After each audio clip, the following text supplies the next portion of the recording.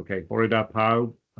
Good morning, everybody. Thank you for bearing with us. We did have a few technical issues, and any of you spent any time on online meetings will probably have experienced that before. A bit of a difficulty to do, but apologies for that. We're a little bit late starting. The format will be completely the same. The meeting will be recorded, so it'll be a fully recorded meeting as it would have been with Zoom. So you shouldn't really see any difference. So, okay, we'll do some introductions first. First, myself, County Councillor Jonathan Wilkinson. I represent Myford and Llangynni ward, and I'm going to be chairing this morning's session.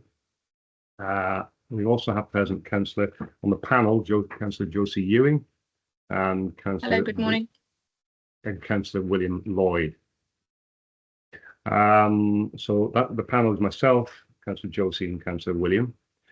So this is a meeting of Powys County Council Licensing Subcommittee, and to consider an application from the Royal Welsh Agricultural Society for a change or variation to their licensing. We also have present Natalie Jones, who is from the Powys County Council officer, who's been considering this license, and also Dave Ward from Environmental Health, who will be here to advise if necessary. Also present, we have Rachel Mole, representing Powys County Council's legal department. I can see we have the applicant, Mr. Aled Jones, Bore da Aled. We also have Rory. I see Rory and Morgan. Hello. Yeah, good morning to you. And I see that we have Grant James as well. I guess you are also here as representing or helping to represent the Royal Welsh Agricultural Society. So I think that having done the introduction, if I could just ask anyone present, I'm thinking primarily of Rory and Grant, in what capacity you're here, and if you would like to speak at some point when we get to that point during the meeting. Can I start with Rory and Morgan? Yes. Yeah. So in what capacity are you here, and would you wish to speak during the meeting? Yeah, so we're here in objection of the licence application, and we're happy to speak. Either myself or Rory will speak during the meeting. Okay, well, I'll certainly make sure you have the opportunity to do that. Thank you. And Grant James. Morning. We're the bar operator for the showground, and we also operate the security on the showground. And I just answer any questions that Aled might direct to me if there's any issues regarding the bar security on the showground. Okay, thank you, Grant. And again, I'll certainly make sure that you have the opportunity to speak if that's necessary. Okay, so this is an application to vary a license, and Natalie Jones, you're going to present that report now, aren't you? Yeah, thank you, Chair. Oh, sorry, Rachel's got a hand up. Oh, sorry, Rachel, didn't see that. You're on mute, Rachel. Apologies, Chair. I'm just thinking it might be beneficial to all present if I go through the procedure for an outline for the hearing this morning, if that would assist. Yeah, it would. Thank you very much. Okay, thank you, Chair. Yes, good morning, everyone. My name's Rachel Moll. I'm a solicitor to the authority. I'm also the clerk and a legal advisor to the panel this morning. We do have a set order that we will follow to ensure essentially fairness, and everyone has the opportunity to say everything they want to say. So we'll start off by the licensing authority. So Natalie will present her report to the panel. The panel can then ask any questions that they wish arising from that. Following that, it's then over to the applicant. They can put forward their case, and the panel and any objectors can then raise any questions arising from that. Thereafter, it's over to the objectors. So we've got Rory and Morgan. You can put forward your case, your points as you wish, and the applicant and the panel can then raise any questions. The chair will then give you the opportunity to make any final remarks and conclusions and essentially make sure that you've said everything that you want to say and to be heard here this morning. What will happen then is the panel, together with myself, will withdraw from this forum into a private room where they will deliberate. If you can wait here where you are, once the decision's been made, the panel will return here and deliver the decision to you this morning. Hopefully that's clear, but if there's any questions along the way, by all means, ask. Thank you, Chair. Many thanks, Rachel. Okay, I will hand over to Natalie now to present the report. Thank you, Chair. Bore da, everybody. Good morning. So this is an application that we've received for a full variation of a premise licence that we received on the 3rd of June from the Royal Welsh Agricultural Society. The application was circulated to all responsible authorities and the required notices displayed, an advert placed in the newspaper, notifying the public and advising people that they had until the 2nd of July to make any representations. In essence, this application sought a 2-hour outdoor music extension from its current 11 p.m. finish to a 1 a.m. finish, and a 1.5-hour extension for late night refreshment from its current time of midnight until 1:30 in the morning. The reasons and the support statement from the applicant has been supplied within the documentation pack to support their application. The licensing authority has received 3 representations in total. None of these were from responsible authorities, although it is worth noting that there have been conditions that will be placed on the licence from these responsible authorities.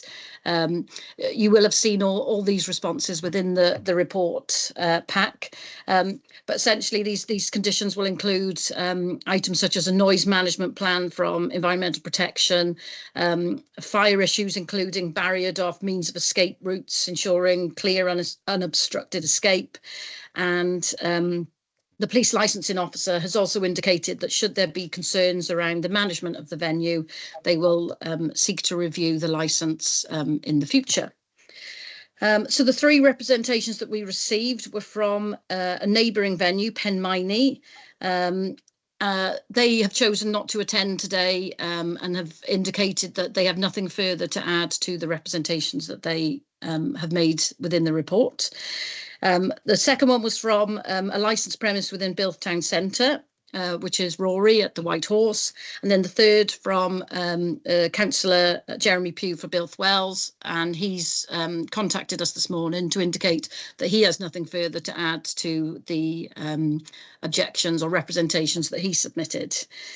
So the panel is asked today to consider this application, taking into consideration the 4 licensing objectives. So it's not economic or social reasons that we're asking you to consider. It has to be to do with the licensing objectives, which, just to remind you, are the prevention of crime and disorder, public safety, the prevention of public nuisance, and to protect children from harm. The options available to the panel today will be to take no action if it's determined that no steps are necessary to promote these licensing objectives, to modify the terms and conditions of the licence to include imposing operational conditions to uphold the licensing objectives, or to exclude a licensable activity from the scope of the licence and or amend any licensable activity or time. The panel is asked to determine this licence. Thank you. Thank you very much, Natalie. Okay, I'll now bring in panel members, Councillor William and Councillor Josie. Can I both have confirmation from you that you've had sight of the report pack and that you've been able to look at them and get all the details you need from them? Yes, I can confirm. Yeah. Okay, great. I can also agree with that. Thank you, Chair.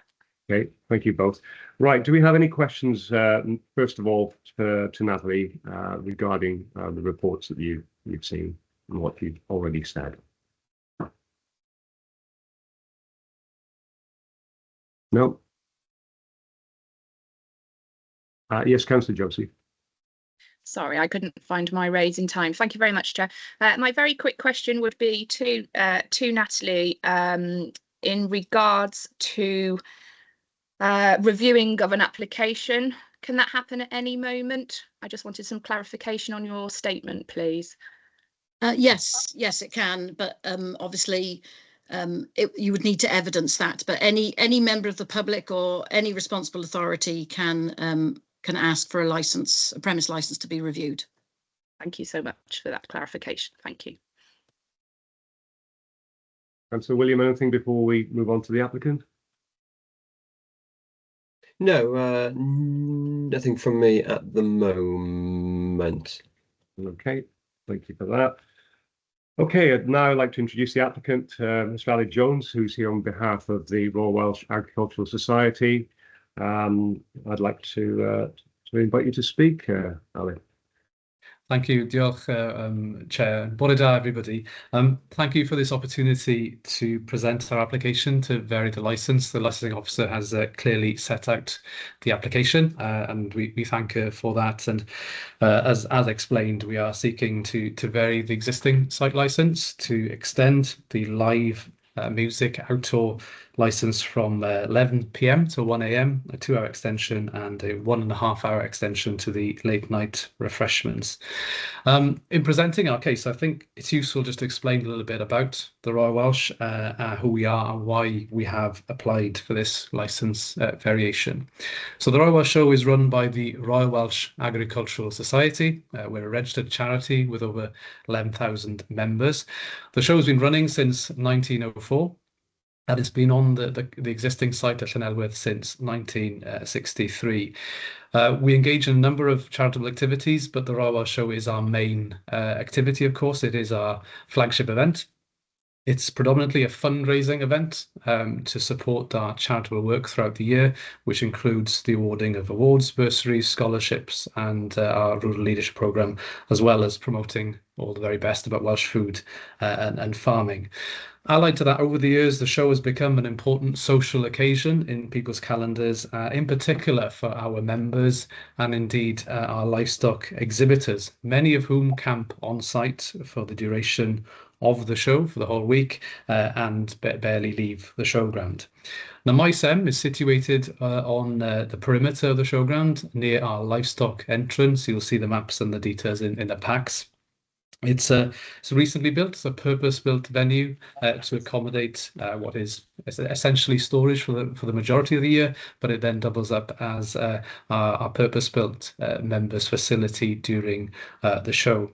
Now, in recent years, we have had a lot of feedback from our members who want Maes M to stay open later. In the past, we've also had issues with the sudden and early closure of Maes M, leading to what's been described as a concentrated movement of pedestrians exiting that livestock exit by the showground, leading to the congested taxi pick-up points, which we have seen in past years. And this was flagged up as a safety issue by a report compiled by Sheffield University. Following the tragic death of James Caulfield, a number of safety workshops were held at that time, and it was a suggestion made in that report, and it describes the effects which I've just outlined as a dump effect. And the report suggested then that longer opening hours on the showground would ease the pressure and encourage a more gradual and staggered dispersal of people from the site. And we firmly believe that would improve the overall safety. Allied to this, we feel that complimentary late night refreshments to 1:30 would be a responsible thing to do to help mitigate the effects of alcohol and improving welfare of our members and visitors. So yeah, it has come from a safety perspective, but also has come from feedback from our members wanting to enhance their experience, and we're just adapting to cultural changes which we've seen in and around the show. Now, we do recognise, Chair and members of the panel, there have been some concerns raised, as noted within the correspondence included in the pack. In terms of noise, our bar operators, and I'm glad I'm joined this morning by Grant James of Streamline, have produced a noise management plan, and that plan stipulates that we intend to ensure those noise levels do not exceed the limits set, and that we'll have measurements taken at multiple perimeter locations throughout the week, and it is possible to adjust the noise levels, the volume and the bass as needed by a control panel that's only accessible by the bar managers. As you were, there have been multiple venues, of course, in the vicinity playing music, and we have a duty of care to our own campers as well. We want to make sure that they can have an enjoyable and peaceful week at the show. Our bar operators, as I mentioned, Streamline will oversee the safety and security of the area. They're fully trained SIA guards and door supervisors. They will monitor the behaviour. They'll ensure that order is maintained in the venue. They'll position themselves at the various points, including all the entry and exit points, and ensure the fire exits are not blocked at any time. All the guards at Streamline are fully trained in the procedures necessary. And since COVID, so I think it's important to note that we've had no police intervention or police involvement around MICEM. And so there's no evidence, so far as I'm aware, in recent years of no increased crime in relation there. But we do work very closely with all emergency services, and we're well equipped to deal with issues as indeed they arise, given the extent of the security personnel we have on showground and our medical providers as well. We have a zero tolerance policy to drugs. We have a number of measures in place as evidenced by our event management plan in terms of amnesty boxes, bag checks and drug detention dogs. There is a comprehensive risk assessment has been prepared kindly by Streamline. A copy is available should you need it, Chair, including a fire risk assessment. And we have a number of meetings in the run-up to the show with the fire officer and other representatives to make sure they are satisfied that the plans we have in place. We have indeed had a recent visit by the fire officer to specifically look at the fire escapes and the plans that we have in place, as I'm aware, he is satisfied that the barriers and all the positions are as per the plan and will be of appropriate standard to the size of the venue in question. In terms of medical cover, we have 24 hours cover on the showground. We've got a dedicated medical centre on Avenue D. We also work very closely with the Built Wells Event Safety Group, and we have a memorandum of understanding in place between all the medical providers in the town, in Penmaenni, and ourselves. And we work well together, Chair, in sharing resources. So we channel people to the right places in terms of their need. We do have X-ray equipment on the showground and all sorts. So we do help people from outside the venue as well, if needed, as indeed we'd make use of the Strand if needed as well. There are welfare officers in place, employed by Streamline, and we do have this year the presence of street pastors. As I've been in the town for a number of years, they do some excellent work, and a small contingent of street pastors have said they were willing to spend a bit of time on the showground as well. Pleased to note in the pack that the police, fire and the Powys Environmental Protection have no objection in principle, and we fully respect the conditions and the comments that they have made. Committed, Chair, as you're aware, to working with all partner agencies. We're not seeking to add any pressure on resources. As mentioned earlier, we're well equipped to deal with the issues that may arise on site. And we believe that this relatively modest change in the licence will improve the overall experience of our members and livestock exhibitors on the showground, and also improve the overall safety and welfare of those on the showground at that time at night. So thank you very much for the opportunity to present this case, Chair, and I'm happy to take any questions, and I'm sure Grant will also answer more specific questions around the event management plan and the risk assessments in place. Thank you. Diolch. Diolch, Aled. Thank you very much. Before I invite questions from the panel, I just want to ensure those here that are yourself, Aled, and Grant, and objectors Rory and Morgan, that I want this to be an open forum.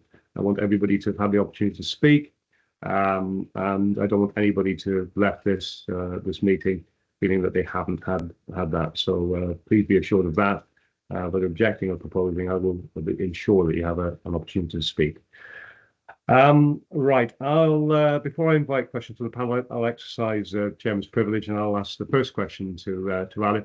And that's a particular concern of mine, and that's regarding spiking, whether that's through injection or introduction of drugs into drink. I know people who've suffered from both, and it's pretty unpleasant. From my experience, behaviour doesn't tend to improve as the evening goes on. It usually deteriorates. What measures specifically are you taking to counter this awful crime, I would call it?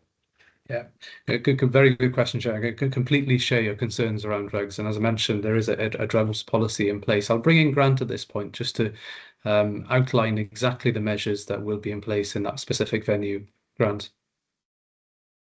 So we've got notices across the site regarding spiking and the severity of it. We can also introduce kind of bottle toppers or kind of cut tops that will be available at the bar for anyone who wishes to use them. And alongside that, we do have welfare and other services on site then to assist with any issues that might arise from it. Okay. I'm thinking particularly of an injection using a hypodermic syringe. Are there metal detectors or something to pick that up, or how is that monitored? We haven't got metal detectors on the showground. They are doing searches at the gates for people coming in for bag searches. So hopefully we pick up any prohibited items on entry to the showground. Okay, thank you, Grant. Right. Sorry, Natalie, I can see you've got your hand up. Yeah, I just wanted to just to add about your query on spiking with this venue and the venues in general in Builth Wells, that we are supplying drug amnesty bins, and we've also facilitated some recent training on spiking, and all licensed venues, including the showground. They provided the venue actually for this training to take place. So all licensed premises have had spiking training and information passed to them. Okay, thanks for that, Natalie. Okay, Councillor William, Councillor Josie, do you have any questions for the applicant? Yes, I do. Thank you, Chair. My point to raise, or my point of concern, would be what was mentioned as the movement of people leaving site perhaps from 11:30, exiting to either return onto campsite or to go down into Builth. Is there any evidence, practice, or any research done that the issues and concerns that were raised around 11 o'clock now would not be happening at 1 o'clock? Yeah, I think we've been given this area a lot of thought and work over recent years. So there's a real mix within MySEM. Some of them, as I mentioned earlier, will be staying on site. So when the bar shuts, or when they decide that their evening they want to draw it to a close there, they can return to their campsite. And we have several hundred pitches in and around the showground that doesn't require exiting onto the main highway adjacent to the livestock entrance. So some will veer back to their campsites in Stock Internal and areas of land we call North 11 and 12. Possibly doesn't make much sense without the plan in front of you, but they will veer back towards the livestock areas. In terms of others, some will want to return back to the Green Caravan Park, the members area. Some will move on to other venues such as Penmynny. Some will move on to other venues in the town, and there is a taxi rank. So there is a road closure in place for the livestock road, and at an appropriate moment during that evening, a decision is taken to close the road to allow the safe movement of people down to a controlled taxi rank, which is located by the Gibby Gate. In previous years, the MySEM used to close at 10:30. That was extended last year to 11:30, and we did notice quite a change in the dispersal. Some people still will want to go to other venues early in the evening, and that's perfectly acceptable and fine. We have noticed in that extending by an hour last year, we saw more gradual dispersal of people from the bar. And I possibly want to bring Grant in, who might have more first-hand experience of last year and how he believes furthermore extending to 1 o'clock we'll see that pattern continue. Grant, would you want to add anything? Yeah, just to add that the other venues within the showground, they most venues shut at 10:30 with the Stockmans have their closes at 11. So those kind of venues, the people who exit those venues kind of seek further entertainment after they shut. So it's more a stopping back for them, whether they want to go into, not stop them going into town, but giving them another avenue to try and reduce the mass people leaving into town. So it kind of slows down the process of people going into town as well then. Okay, Grant. Josie, you've got a question. Yes, so it was just to clarify Alid's point that there will be a road closure or a calming of the traffic extended from perhaps the 10:30 later around the 1 a.m. Yeah, time the frame. the traffic order is in place, and that'll be put in place when appropriate. Yeah. Thank you for that. Thank you so much. Okay. Councillor William, anything from you? Yes, yeah, I have a question. Yeah, I go to several festivals across the year, and often camping quite close to the venue. I think one of your so this question is addressed to Aled. So just reading through my notes, and I think there's a neighbouring business asking, have you had the chance to seek an acoustic company to submit a noise risk assessment and plan to monitor the decibel limits? I think they claim that there was it was recorded, they took a reading of 84 decibels, and I think this got reported to Aled,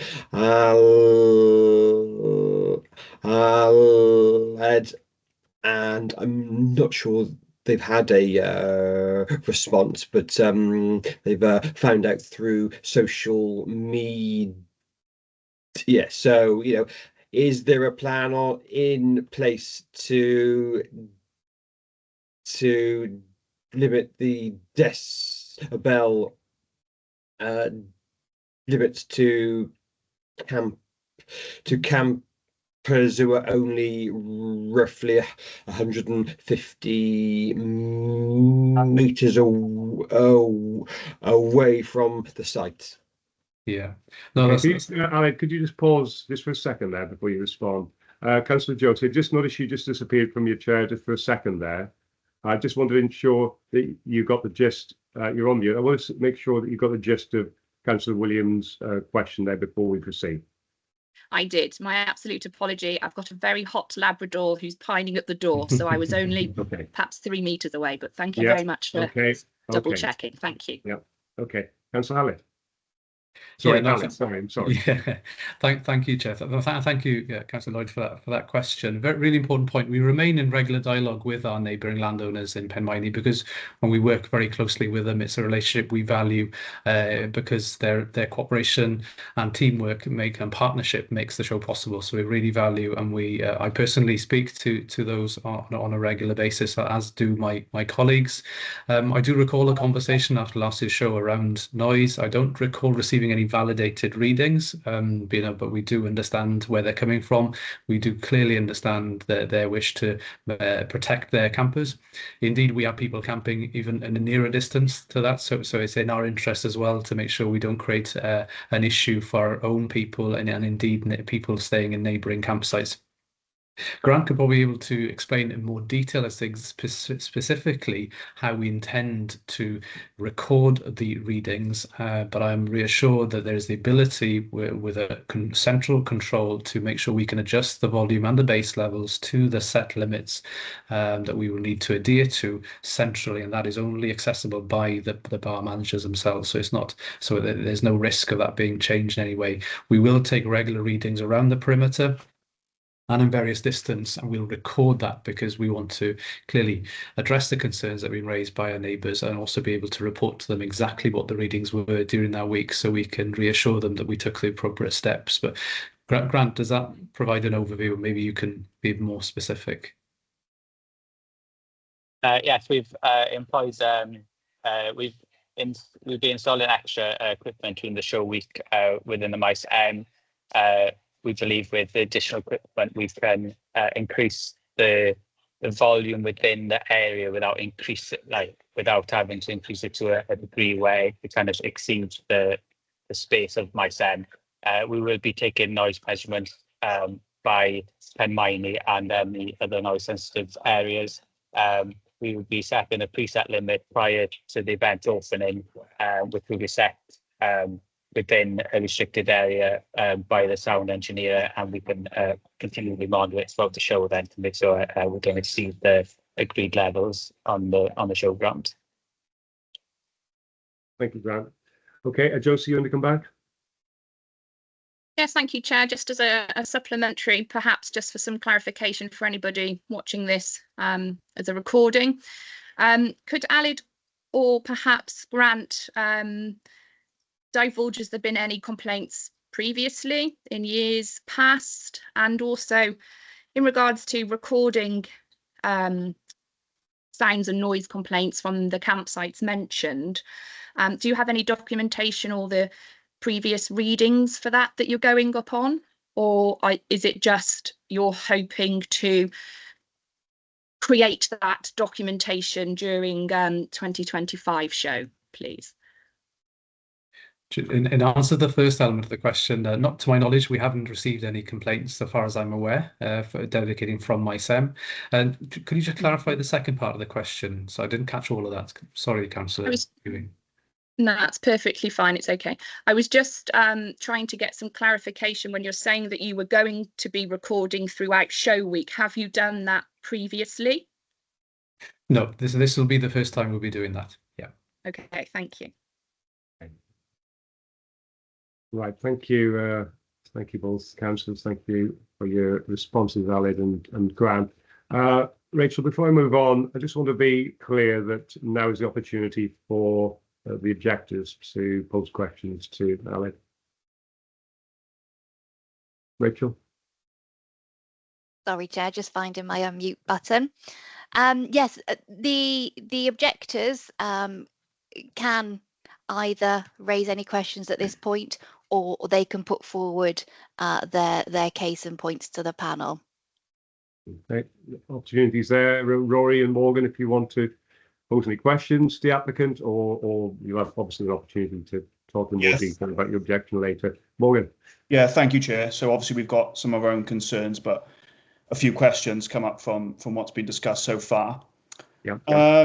The first question we had probably to Aled from what he talked about, where the medical unit's going to be on Avenue D. Just wondering, how far is that away from the premises, and also how does that mean people have accessibility to the rest of the showground as well? Okay. Yeah, so the medical centre, as you say, is in Avenue D, which is at the lower end of the showground, but we do have mobile units that can also attend to any instances, any issues which need addressing.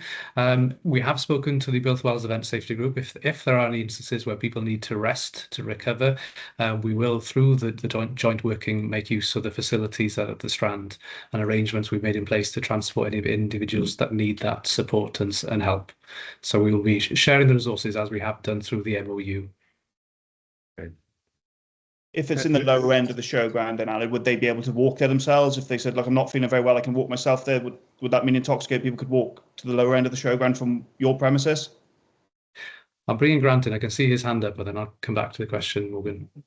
Grant, do you want to come in there? Yeah, so there'll be two welfare teams outside Maes Em from about 9 o'clock to assist with vulnerable people. We have designated property just opposite Maes Em, where if somebody wants to just go and take respite and have a drink of water, that they'll be able to sit there for a couple of hours. And then if further medical attention is needed, then we can rely on the medical team on site then coming with it. Okay. Anything further before we move on? I can just ask you a question, Grant. Yeah. Sorry, Morgan, come on. Sorry, Chair. Yeah, we had a number of questions. So street past the timings, is that 9 o'clock then, Grant, is what you said, that they would be on site? Street past the times that Aled would need to answer that question, but the welfare teams, they will start roughly about 9 o'clock. But if we feel the need that they need to start earlier, then we can bring them on sooner as well. So just to clarify, the welfare team and the street pastors are two separate teams. So the welfare team are employed by Streamline. The street pastors are volunteers, and they aim to be there from 8 o'clock onwards until about midnight. And did you have a timings for, you said there was drug dogs going to be on site? What time would they be working from? The drug dogs are on site from gates open until close, I believe. Is that correct, Ali? Drug dogs on site until gates close? Yeah, correct. What time does that gates open? The like it's all public entities, which open at 8. Okay. The next question I had was around spiking. So as Natalie said, the training took place. Following that training, we've put robust measures in place, including staff training, to make sure all of our staff are aware of the latest up-to-date knowledge of spiking as part of our strategy to combat that. Is it something you considered? Because it wasn't part of what you said you were going to use to combat spiking. We've got a robust training system in place where all staff receive training, on-site training prior to the event. Bar opening, they come in on the Sunday afternoon and go through a 1 to 2 hour session of training to both reach all aspects of the licensing objectives to make sure that that's how it's for the event. Okay, thank you. And the last one from me was, I know Alice said about increasing the hours to help on egress could improve the safety of people leaving the premises. Obviously, as you said, Chair, at the start, there'll be a difference in the state of people. There'll be another level of intoxication at a later date. I know there's a taxi rank and the road closed. Will the SIA be helping people down towards those taxis and make sure that area down there is safe while the premises is still open? Yeah, Grant, do you want to come in? Yes, we've got, there'll be 5 to 6 SAs lining the hill going down to assist with people as they creep in the showground, with the welfare team at the bottom of the hill as well to assist. Just so everybody's clear, if you can just elaborate, SA meaning? Door supervisors. Okay. Any further questions? Yeah, just one from Rory then, I think. Yep. Yeah, Rory. The noise management plan. Have you got a third-party company coming in to set your levels and things like that? Yes, we've got a third-party company coming in to set up the equipment and sound engineer. Yeah, that's fine. Because I know it's something you can't do yourself. It's got to be managed by a third-party company. We've got one ourselves, so I was just making you clear that. So that's confirmed, Grant, a third party coming in to monitor those levels, yeah. Yes. Yeah. Are you able to tell us who they are? Technoleg company, Peter Davis, does a lot of large events throughout the year. Thank you, Grant. Okay, if there's no further questions from either the panel or objectors, I don't believe there are. I can't see any hands up. Then we'll move on now to objectors, Rory and Morgan. This is your opportunity to speak further to the questions you've already asked. Yeah, so we had some concerns initially and wondering whether licensing or police have spoken to the venue, that they've been advertising the later hours for a number of months before the license has been granted. Just wondering why that's been allowed to go ahead, or if that has been challenged at any point. Okay, so did you get that, Ali? Can I come in, or do you want to? Is it a question for Natalie? I can answer. Yeah, I think. Yeah, I mean, at this point, I was thinking whether there was a longer statement followed by questions, or would you rather break that up into individual questions, Morgan? Yeah, so I guess the question was, has it been challenged by anyone, the advertisement of this before a license has been granted, is the first question. Okay. Are you asked? Is that a question for myself? Yeah, yourself. Well, whoever's responsible that would be. Yes, it was challenged because that's how we discovered that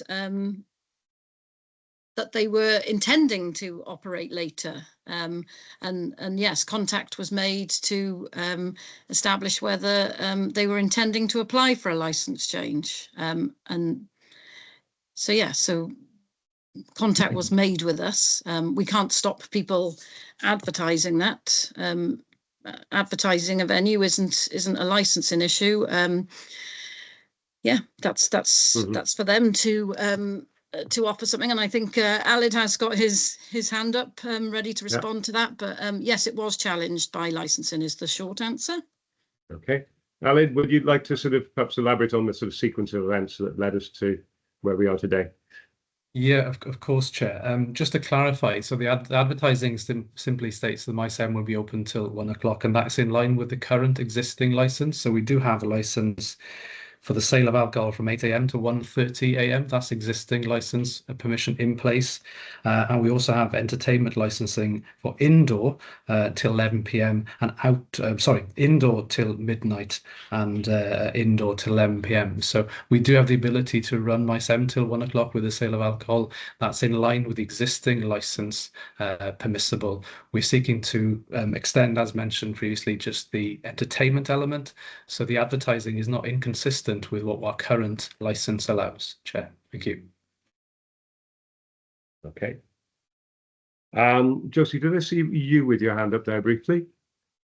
No, I think maybe not. No, I have to attempt to bring documentation down, Chair, so do excuse that. Okay. I apologise. No problem at all. Okay. Yes, Rory Morgan, would you like to continue?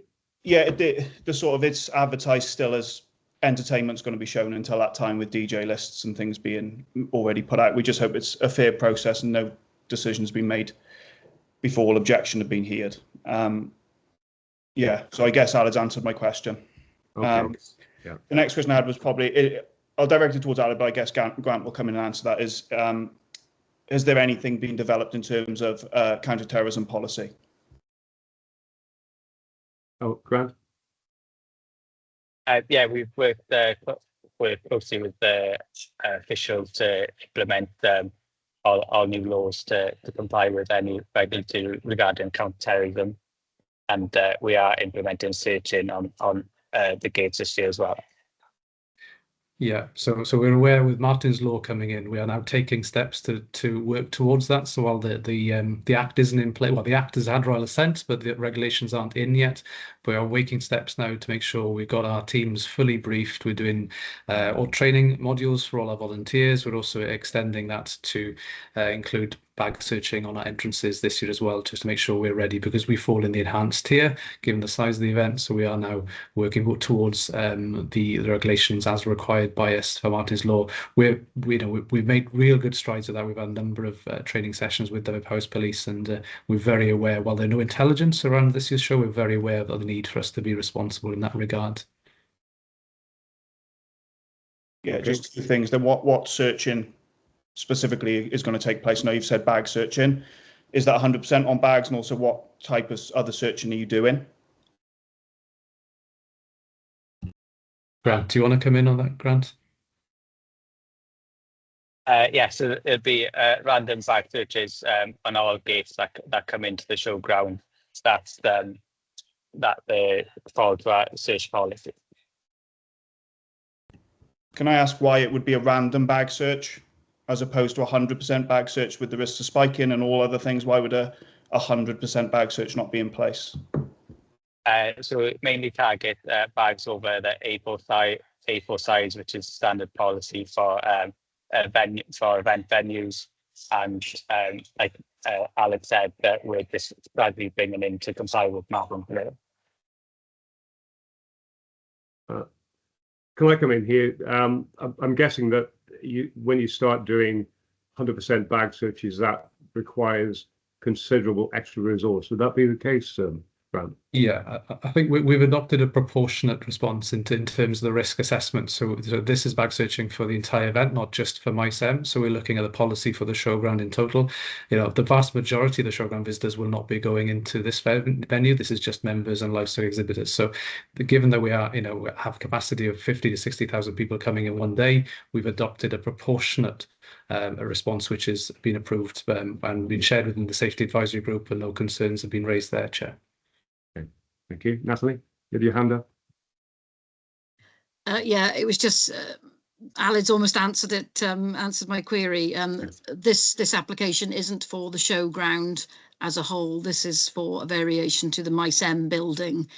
So that's what we're considering, not necessarily the showground event as a whole. Sure. Yeah, absolutely. I think it's worth discussing because obviously these bag searches, security searches do have an impact on what happened later in the day. So I think it's something probably worth discussing. Back to you, Rory Morgan. Any further comments? The only thing about bag searching was that we adopt 100% bag search with similar capacity numbers. And I would say the majority of the security industry currently, with events that I supervise for in Cardiff, including big events such as the Castle and Blackware, that 100% bag search is always the policy used. That was my last point on that. Yeah. Okay. And Rory, any further questions from you before we move on? Morgan's covered everything. Thank you. Okay. Good. Okay. Right. We move on to the final part of this discussion. I think it's the time now to invite final statements. Isn't that the case, Rachel? It is, Chair. If there are no further, if there are no questions from the panel or the applicant to the objectors, then final remarks can then be invited, Chair. Okay. Before I do that, I just wanted to respond to something that Morgan said a little bit earlier. I just wanted to be absolutely assured that the reason we're here today is for us as a panel to look at all the evidence with no preconceived ideas, look at everything that's been said, and then retire to consider a verdict. So please be absolutely assured that this has been looked at on its merit, having listened to and seen documentation provided and listening to everything that's been said. Okay. Right, I'm now going to invite final statements. There isn't an order to this.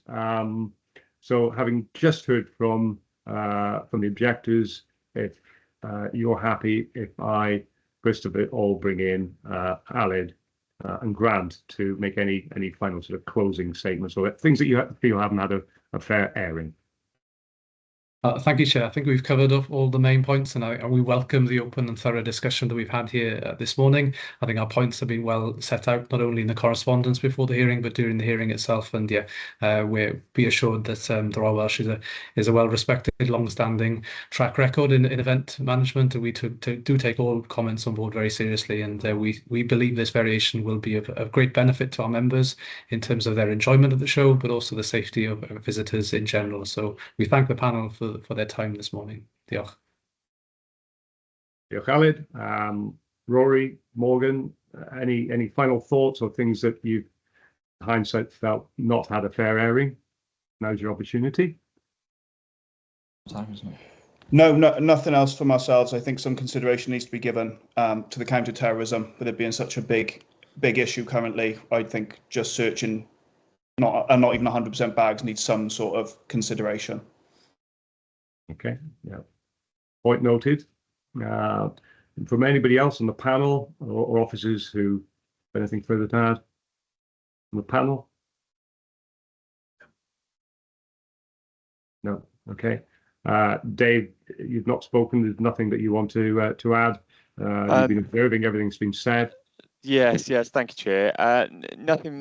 Nothing further that I wanted to add as such. Perhaps just a moment for me to say that the Royal Welsh Show and Grant from Streamline have engaged thoroughly with Environmental Protection's request for a noise management plan, and the noise management plan works in line with the Code of Practice on Environmental Noise Control at Concerts. It's a standard document, a guidance document to assist both those planning events and for a licensing or enforcement authority such as ourselves, and everything has been monitored in line with that, and they have been welcome of conditions. So yeah, it's very appreciative from our point of view, and we're happy with what has been provided. Okay, thank you, Dave. Thank you. Okay, and finally, before we retire to make our decision, any niggling questions, Councillor William or Councillor Josie, that you feel you'd like to ask before we retire? No, nothing from me, Chair, and I welcome the questions and the responses that we've already received. So thank you very much. Thank you both. Thank you both, Aled, Grant, Rory, Morgan. Thank you for the way this has been conducted and the way you conducted yourselves, and for your thorough answers and questioning. It's made our job a lot easier for sure. What's going to happen now is we're going to retire to another room and spend a little while considering what we've heard. And then when we've done that, I can't give you a time. I don't know how long it's going to take. We'll come back and we'll present our decision, and then also then explain what happens next. Okay. So Steve, I think you're in a position now that you can take us to another room, virtual room. Yes, Chair. So I've opened a room 1 for the 3 councillors and for Rachel. If you can move there now, please.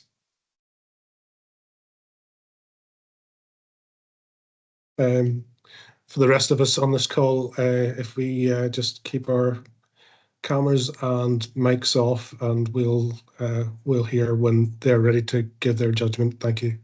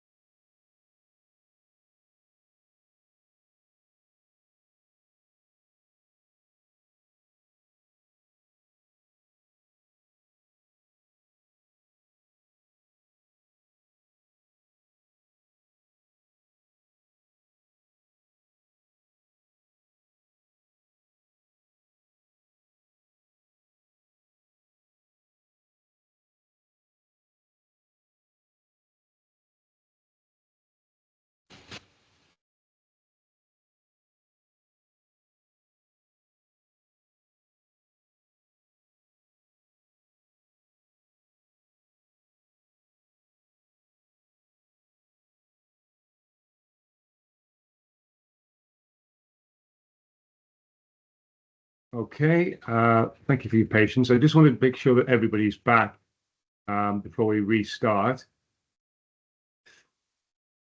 I can see Rory, I can see Councillor Josie, Councillor William, I can see Grant, Aled, Natalie, Dave and Steve. Okay, Steve, are we up and running now? Are we recording and can I go back into the meeting? Yep. Okay, we'll restart. Thank you, everybody. We've taken a little time to deliberate this. We had a lot of evidence to consider in that deliberation. And just for you to be assured, we've considered the written and the verbal evidence. So everything we've heard from you today, and also the significant amount of written evidence as well, in coming into our decision. So we've made the decision as a licensing subcommittee for a full grant of this license variation, content that this is in line with the licensing objectives. And this decision will be effective immediately. I've got one or two things to say about the decision and the implications of this. And it's a firm reminder, really, for the applicant that it's really going to be up to everybody to scrutinise the success or failure of this, particularly with relation to the noise management plan, the management of pedestrian egress from the site, safety of the site, and how the staffing works, but particularly in relation to noise management. So that'll be a work in progress. And really a reminder that this application can come back before us at any time. So if there's evidence that this has not been as successful as we hope it will be, and there are concerns in any of the areas that I've mentioned, that this application can come before us again at any time. Rachel Moore will now follow this decision up with written confirmation.